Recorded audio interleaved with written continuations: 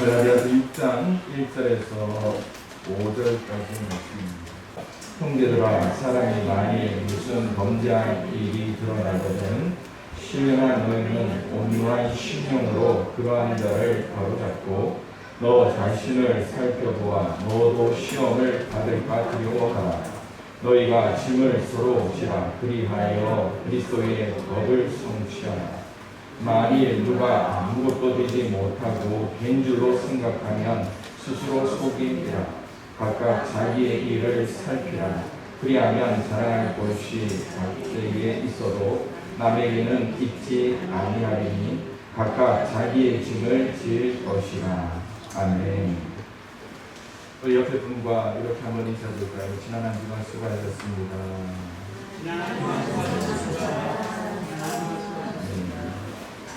여러분, 짐을 진다라고 하는 것 자체가 얼마나 큰 부담인지 모릅니다.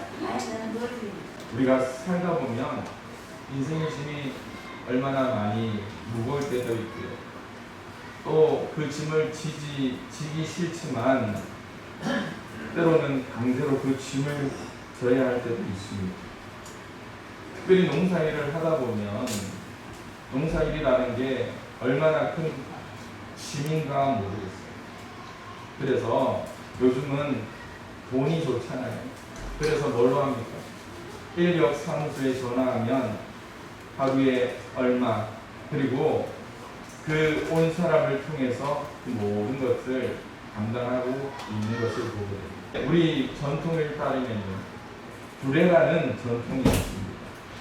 조선 후기에 이제 농사를 지을 때 옛날에는 씨앗을 그대로 뿌려서 농사를 했는데 조선 후반부터 농사를 지을 때 모종을 키우고 그것을 옮겨 심는 법이 이제 개발이 되었고, 그때 제일 많이 필요한 게 뭡니까?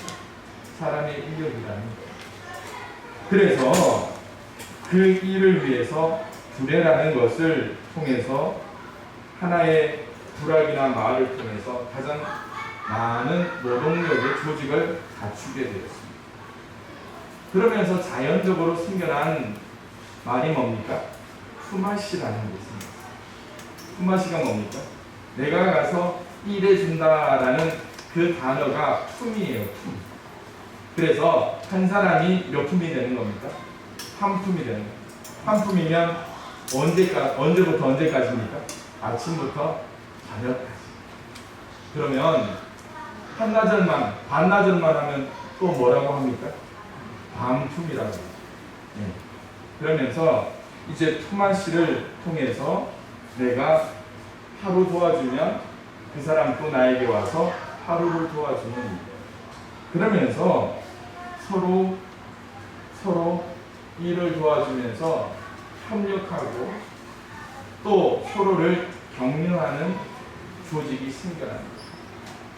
이게 성경에 보면 좀 고상한 말인 것 같은데 사도 바울의 표현에 따르면 이러한 품앗이나 이러한 두레 조직 같은 게 성경적인 단어로 표현하자면 뭐라고요? 서로 짐을 나누어 지는 것이다 라고 이야기를 합니다. 더 나아가 이 짐을 나누어 진다라는 것이 참된 교회의 특징 중에 가장 중요한 특징이다. 설교를 준비하면서 여러 가지를 생각해 보면서 요즘처럼 바쁜 때 우리 성도들이 서로 짐을 나누어지는 모습들을 생각해 보고요. 여기저기 가서 내 일도 바쁘지만 우리 형제 집사님의 밭을 찾아서 일해주는 그런 모습. 또 아쉬우니까 전화해서 좀 도와주세요 하면서 서로 도와주는 그 모습을 보면 목사로서 얼마나 기분이 좋은지 모릅니다.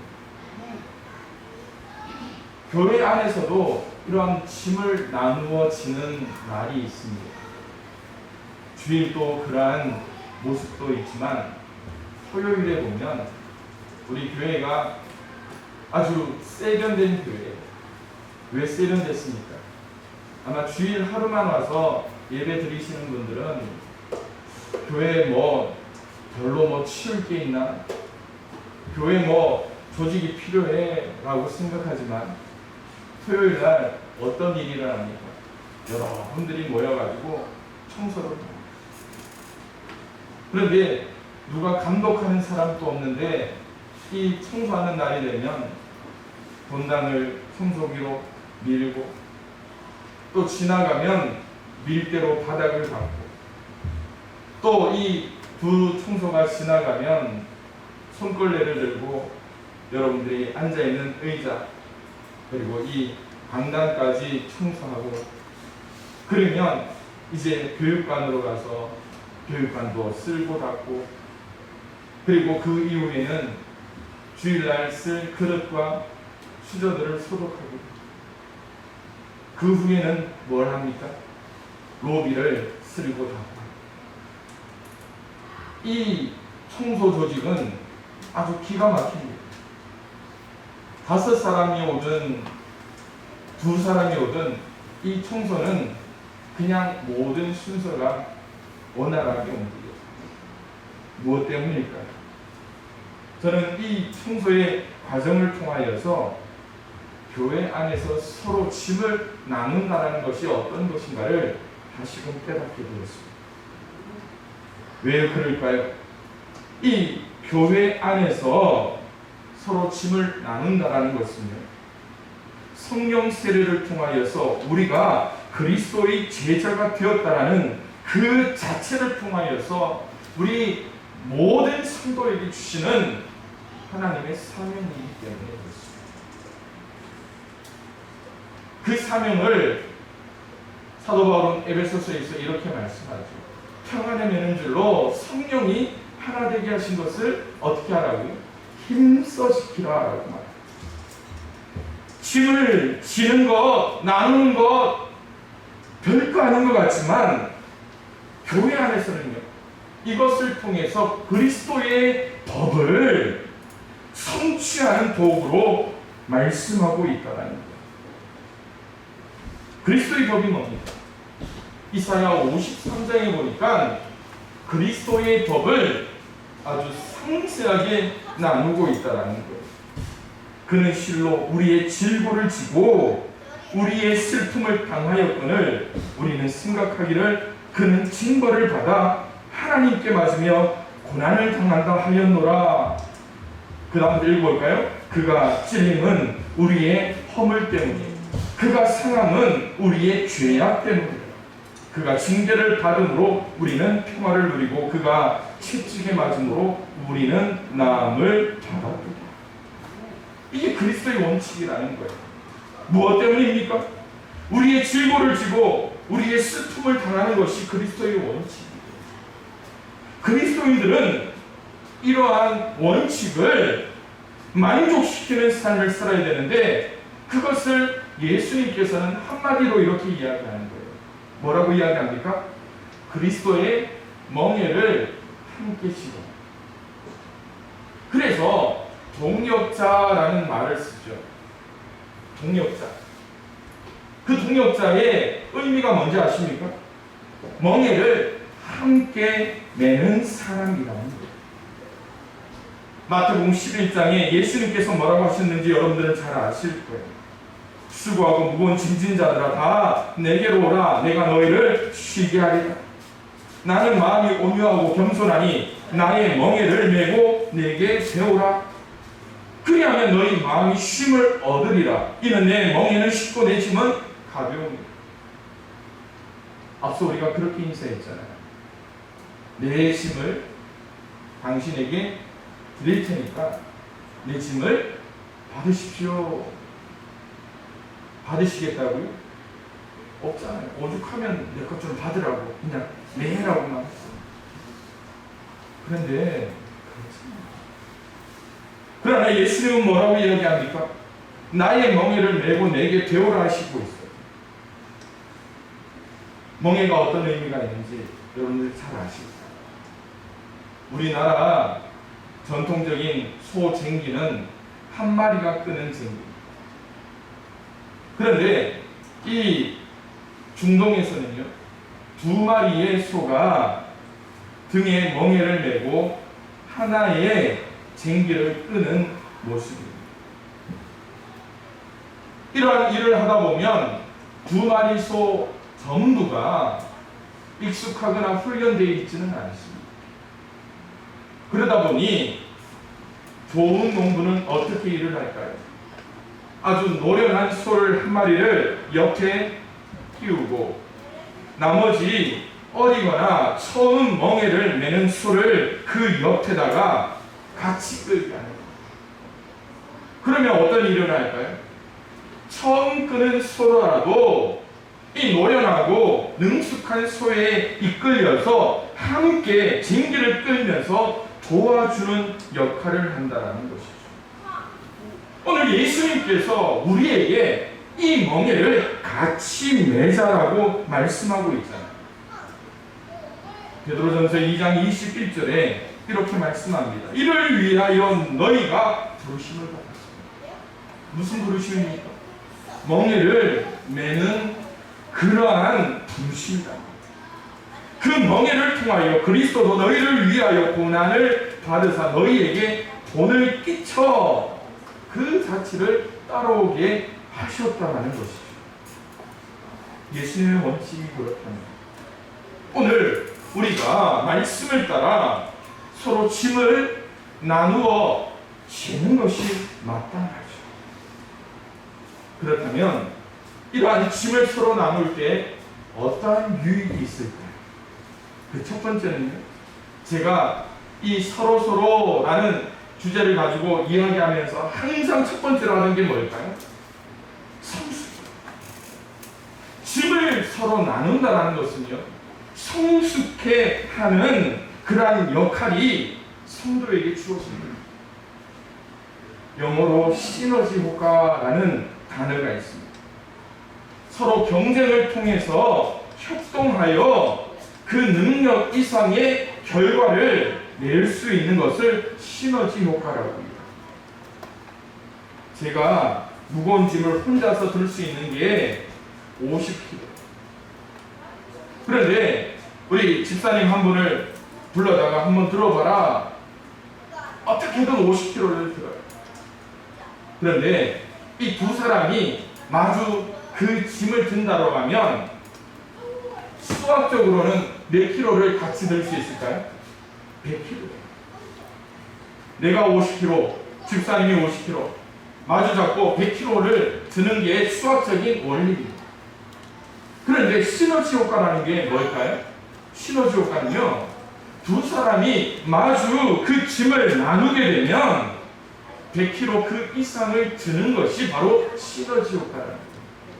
그래서 1 더하기 1이 2이지만 시너지 효과에서는 1 더하기 1이 뭐라고요? 3 이상의 효과를 내는 것이라는 거예요. 그것이 바로 어쩌면 그리스도의 성장과 성숙을 돕는 그리스도의 법칙이라는 것이죠. 오늘 우리가 읽는 갈라디아서 6장 1절의 말씀이 이렇게 나옵니다. 형제들아, 만일 사람이 만일 무슨 범죄한 일이 드러나거든 신령한 너희는 온유한 심령으로 그러한 자를 바로잡아 너 자신을 살펴보아 너도 시험을 받을까 두려워하라 말씀합니다. 여기서 신령한 너희는 성령을 쫓아 행하는 성도들을 의미하죠. 제가 사용하는 단어로는 건강한 신앙의 성도를 의미합니다. 한 공동체 안에서 서로서로 믿음의 교제가 이루어질 때 건강한 성도 한 사람으로 인해서 주변의 성도들에게 어떠한 역할들을 끼칠 수 있는가, 그 효과를 보게 된다는 것입니다. 오늘 이 사도 바울이 갈라디아서를 쓸 때 5장에 보면 이런 단어를 쓰고 있습니다. 죄의 종노릇하는 자라는 표현입니다. 죄에 대해 이야기할 때마다 기억해야 될 것이 있어요. 죄란 어떤 성질이 있다고요? 전염된대요. 내가 그냥 뭔가를 하게 되면 그 옆에 사람도 그것처럼 따라하게 돼요. 전염됩니다. 오염됩니다. 그런데 이 오염과 전염이 죄의 권세에 따라서 끌려가는 것들. 결국 죄는 우리에게 뭘 준다고요? 심판을 가져다 주는 거예요. 그러기에 죄의 종로를 탄다는 것은요, 육신적인 거예요. 물질적인 그러한 죄를 끌어오게 되는 거예요.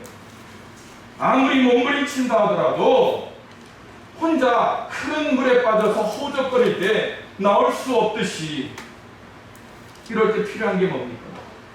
누군가 나를 위해 손을 붙잡아 주는 그것을 이 사도 바울에서는 또 이렇게 이야기하죠. 죄의 종로로 탄다. 그 반대가 뭘까요? 의의 종로. 의의 그러한 일꾼이 되는 것이죠. 오늘 그러기 위해서 우리에게 필요한 것이 뭡니까? 바로 예수 그리스도. 예수 그리스도의 생명이 우리 가운데 나타나야 된다는 것 아닙니까? 그리고 믿음이 좋은 자가 어떻게 한다고요? 이러한 죄에 빠져 호적거리거나 힘겨워하는 사람들을 향해서 어떻게 합니까? 손을 붙잡고. 나 혼자 멍에를 내는 것도 힘들지만 이 죄 가운데, 죄의 종로를 가운데 있는 이들을 위해서 어떻게 해요? 같이 멍에를 내어줄 수 있는 것이 오늘 성숙한 성도의 자세입니다. 그런데 우리가 우리 신앙을 한번 되돌아보시죠. 1 더하기 1이 얼마라고요? 1 더하기 1이 얼마라고요? 2잖아요. 그런데 오늘 말씀을 따라 그리스도의 법을 따라 나아가게 되면 1 더하기 1이 얼마가 된다고요? 정말 말씀들을 집중 잘 하시네. 그런데 낯설을 되돌아볼 때 1 더하기 1이 어떻게 된다고요? 0이 되어버리는 사람들이 참 많아요. 잘하지 않아요. 또 말씀 가운데 우리가 머물지 않을 때 우리가 얼마나 힘겨워하고 있는 것이. 그러기에 사랑하는 성도 여러분, 우리의 삶의 자리를 한번 되돌아보기를 원합니다. 우리의 삶의 자리에서 나는 누군가에게 좋은 영향력을 미치는 사람인가? 아니면 의심하며 넘어뜨리려고 하는 자인가? 내가 가는 곳에 1 더하기 1, 3의 역사가 나타나는가? 내가 가는 곳에 1 더하기 1을 하여도 0이 되어버리고 있지는 않는가? 지금 바로 이 시기가 짐을 나누어 져야 하는 그러한 시기가 아닌가 하는 생각을 하게 됩니다. 농사일을 하시는 여러분들의 삶을 보면 노동의 강도가 가장 높은 시기입니다. 또한 장마로 인한 날씨에 대한 스트레스가 가장 많은 시기입니다. 그뿐만이 아닙니다. 코로나19로 인한 여러 가지 어려움들이 전국적으로 현실화되고 있는 이 시기에 이럴 때 우리 교회는 과연 어떠한가? 여러분의 가정은 어떠한가? 라는 것이죠. 낙담하는 자, 죄의 종로를 탈 때 가장 큰 심령에 아픔이 있는 사람의 특징이 뭔지 아십니까? 뭘까요? 뭘까요? 그죠? 외로움을 참 많이 느낍니다. 외로움을 통하여서 실족하는 사람도 참 많이 있어요. 그럴 때 오늘 말씀을 통하여 함께 짐을 나누어 주며 위기를 기회로 만들 수 있는 사랑하는 성도들이 될 수 있기를 주님의 이름으로 축원을 드립니다. 두 번째로요, 서로 짐을 나누어 진다라는 것은 영적인 교만을 겸손으로 바꿀 수 있는 삶이 되어야 한다는 것입니다. 4절에 보니까 이렇게 말씀합니다. 우리 함께 읽습니다. 시작. 각각 자기의 일을 살피라. 그리하면 자랑할 것이 자기에게는 있어도 남에게는 있지 아니하니니. 이 말이 어떤 의미인가? 쉬운 성경을 보니까 이런 의미가 있더라고요. 무언가 자랑거리가 있다면 그것은 자기 혼자만의 것이 아니지, 자기 혼자만의 것이지 남과 견줄 것이 아니라는 것이죠.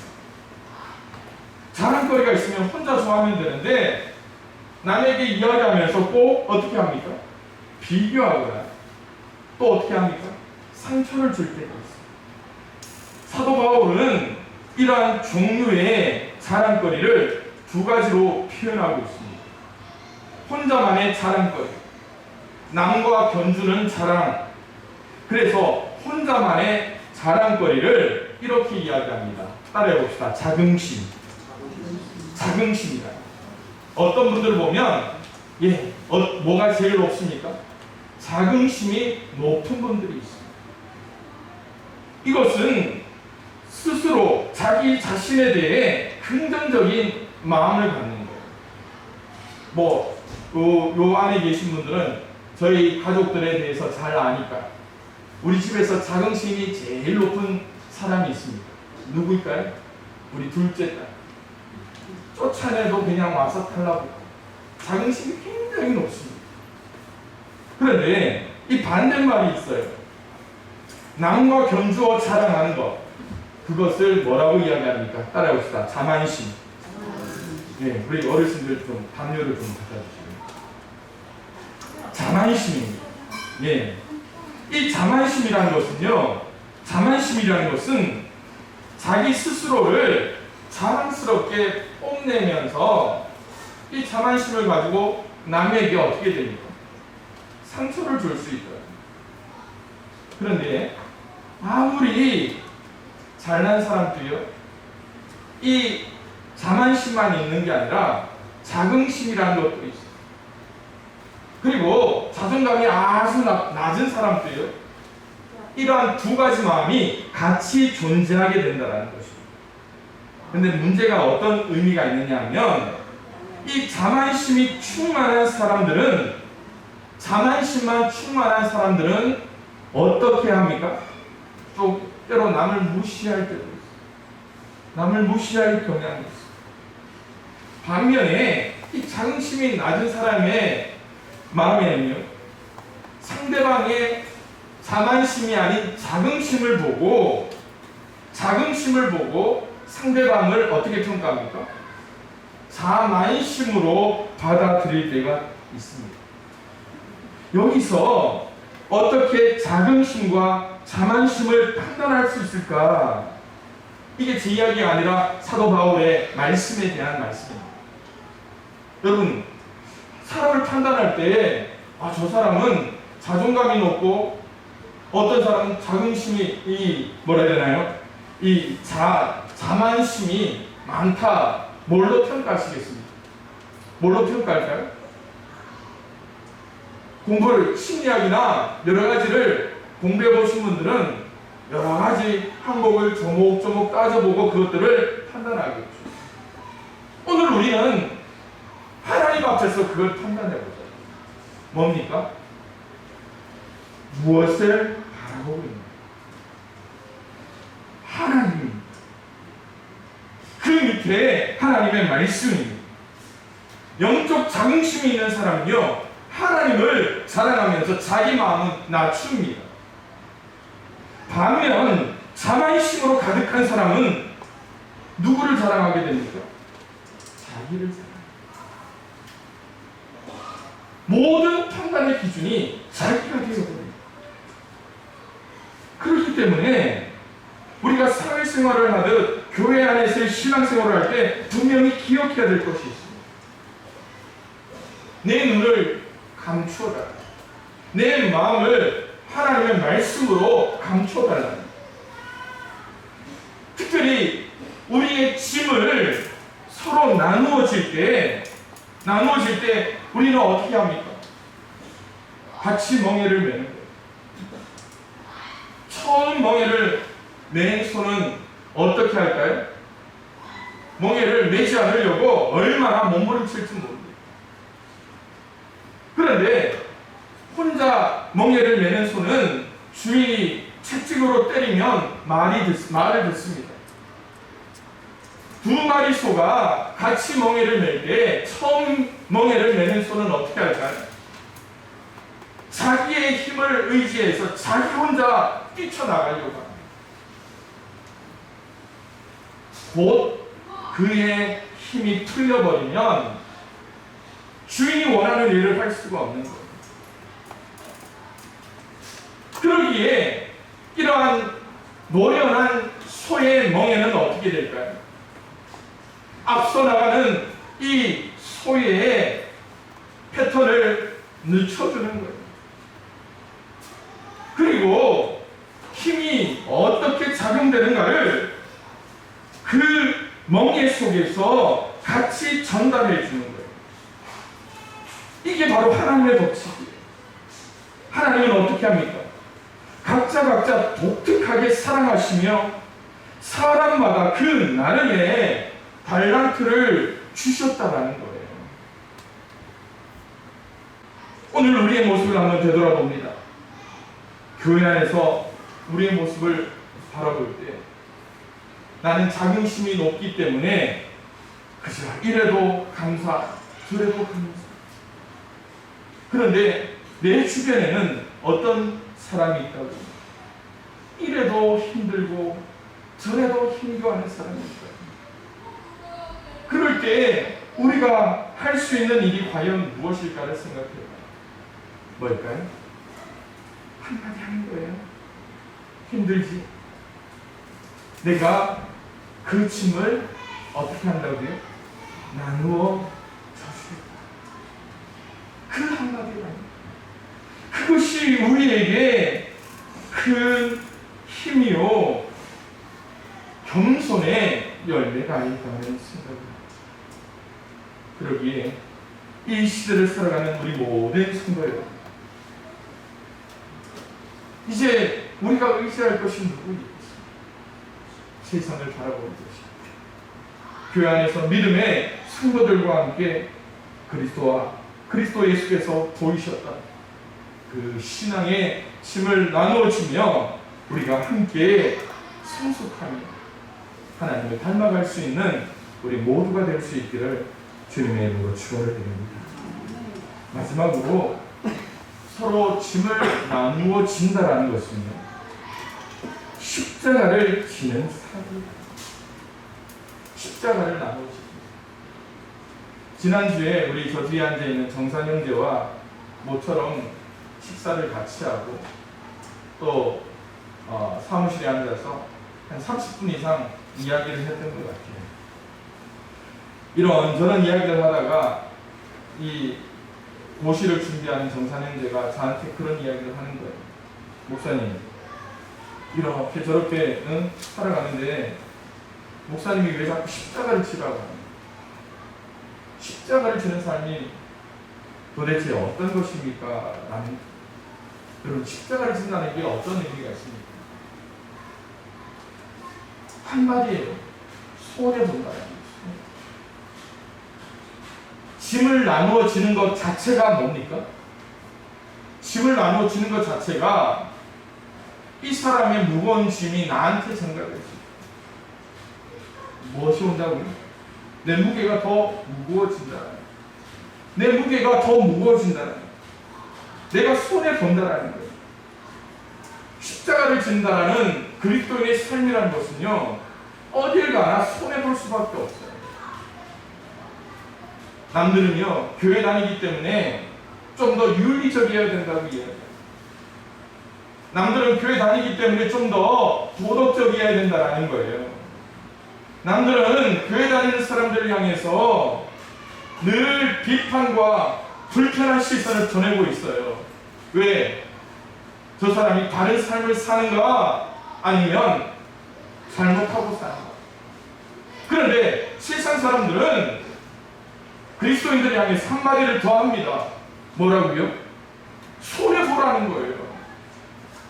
그게 세상 사람들이 바라보는 십자가의 원칙이라는 거예요. 왜 그럴까요? 자신들이 보기에 그게 당연하기 때문에. 어쩌면 그리스도인들이 손해볼 때 그리스도인들이 십자가를 질 때 사람들은 이게 하나님이 있다 없다를 판단하는 잣대가 되기 때문에 오늘 우리가 믿음 안에서 짐을 나누어질 때 1차적으로 내 삶이 변화되겠죠.